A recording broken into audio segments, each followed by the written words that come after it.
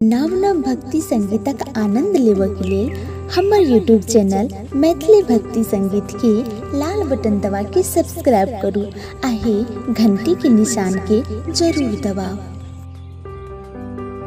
आहे मर्जिया बैसाला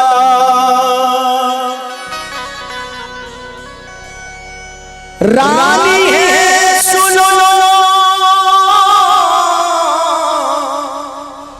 चला है सासू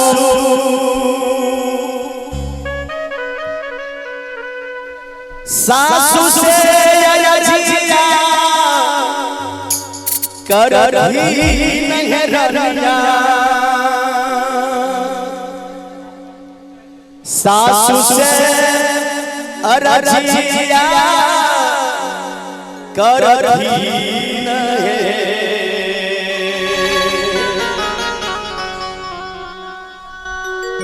ये सोहर हम गावे छे ओना तो गांव घर में कीर्तन मंडली सब गावे छले, लेकिन मिथिलांचल में एकमात्र कलाकार शंभू जी के आवाज में सोहर सुनित है। वहां सब रानी सुलोचना जी अपना सासू माँ माता मंदोदर से कहे छथिन जे हे सासू माँ, जे सासू जी है सापा ना है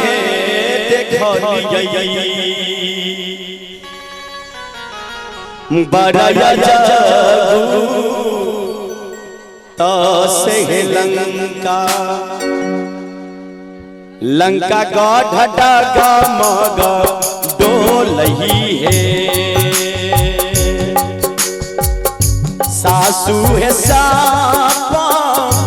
ना है देखलिए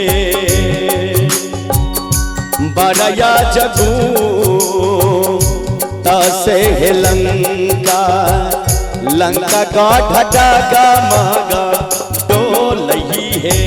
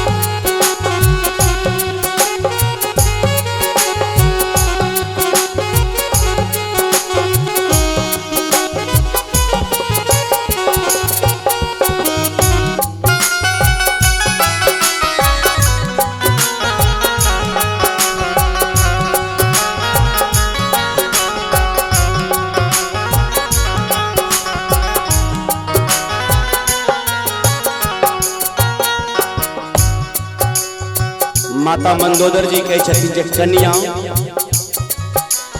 हे दुल्हिन हे बहुरानी सपना में की देखली। रानी सुलोचना जी बतावे छथिन जे हे माँ से तू है बांधा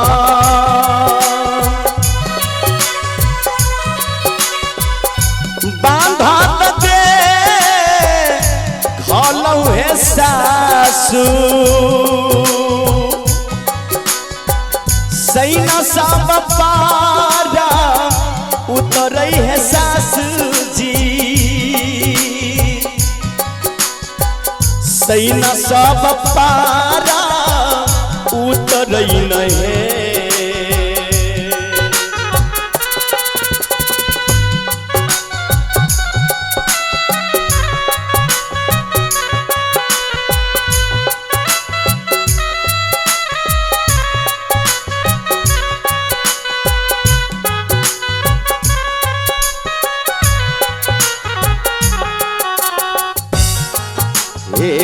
से तू है बांधा बांधा तके घलौ है सासू सैना सब पारा उतरई नहीं सासू जी है दूरा ही से कर जई वीर हनुमान नासे लंका लंका गढ़ डगमग डोलई है सासु है दूरा इसे गरजई वीर हनुमान नासे लंका लंका गढ़ डगमग डोलई है।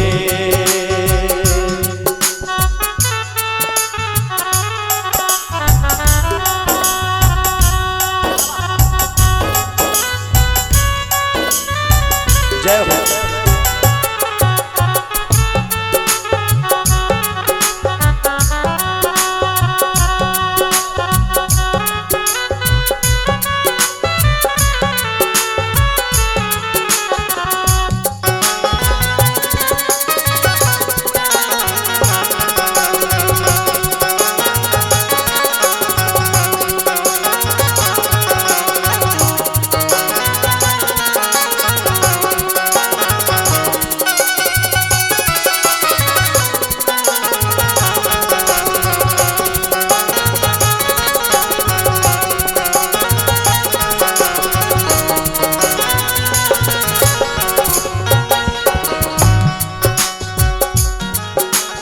माता मंदोदर जी कहे छथिन जे कन्या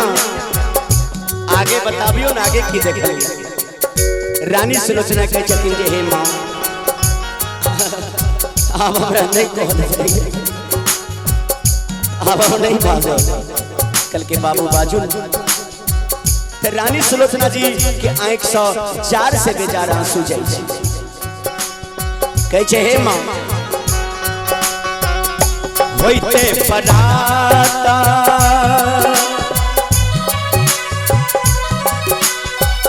युद्ध होइते भारी है सासु स्वामी हमर मारला जैते बलमुआ पिया हमर मारल जैते सजनमा राजा हमर मारन जैते नहीं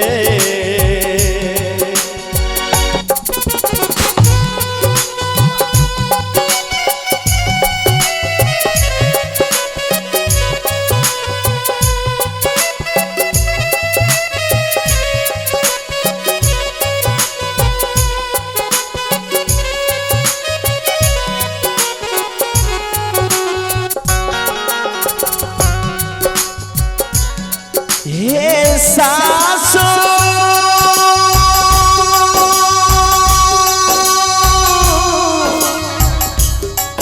हे सासु स्वामी हमर मारो जैते बलमुआ पिया हमर मारो जैते सजनमा राजा हमर मारल जैते नहीं सासू जी है राजा करते है राजा राजा विभीषण से लंका लंका गढ़ डगमग डोलई है सासु है किया लागी भोगवई लंका के राजा है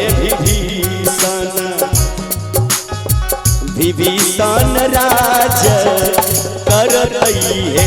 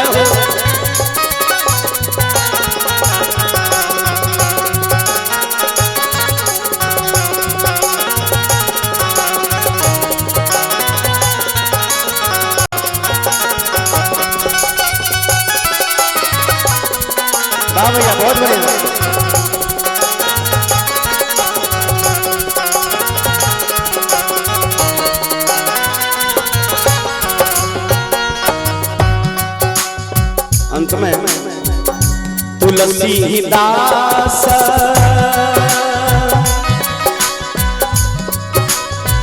प्रभु सोहर गा वाला है गाबी के सुनैबे करई है तुलसी गाबी के सुनैबे करथी नहीं। अंत में ताली देवे सब आदमी चारों तरफ से सब गोटा जे ललनार सभे भैया लियो ने बिचार महलिया सोहर गावो लये ललनार सभे बहिन लियो ने बिचार महलिया सोहर गावो लये मचिया पैसाला रानी है सुनो चला है सासु से या रजिया कर इन रानिया से या रजिया करती नहीं है सासु जी है सापाना देखली परया जबू दास लंका गढ़ डगमग डोले सासु जी है सापाना देखली परया जबू दास लंका गढ़ डगमग डोले सासु जी है सपना देख लिए परया जगू दास लंका गढ़ डगमग डोले।